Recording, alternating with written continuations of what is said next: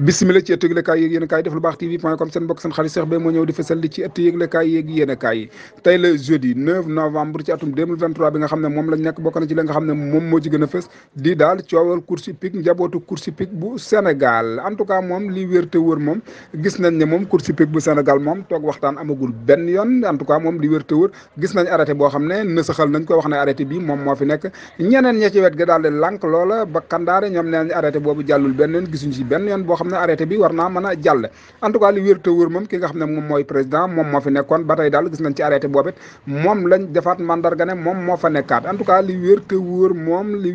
moom mooy daal toog waxtaan moom jot na sëkk ñu xool nan lañ mën a defare ba mu gën a rafet ndax daal gis nañ ne 4 mois képp moom moo des ci koor gi nga xam ne moom la ñu dëgmal te gis nañ ne amul benn yoon boo xam ne waxagul nañ lii moo tax ñu war a mën a aviser ne lañ mën a dawal gisaguñ fenn foo xam ne data nañ fa gisagul fenn foo xam ne waxtaan amagul na fa boo xam ne war naa mën a tax ñu trouver solution ne course dana am ci date sangam wala weer sangam wala ñu rafet njort ne course dana am ci weer sangam loolee lépp dara amagul te gis nañ ne koor gi moom bés bu xasee bu dugg rek moom day fekk daal ñu nekk ci diggantelu course wala ca xaajantelu course yi neexu course yi la ci ëppoon daal day daal di wàññeeku rawatina buñ ko te koree ba pare war a wutali tabaski gi weer rek ngay dawalaat daal di tabbiwaat ci tabaski gi nga xam ne moom mooy fet gi nga xam ne daanaka mooy fet gi ëpp doole ci réew mi nga xam ne moom la ñu nekk ndax loolu mboolem kuy borom kër yaa ngi daw di jéggaani di wuti ndax bu boobaa du gën a métti ci entraîneur yi nga xam ne ñoom ñoo nekk ci réew mi nga xam ne ñoom ñoo fi nekk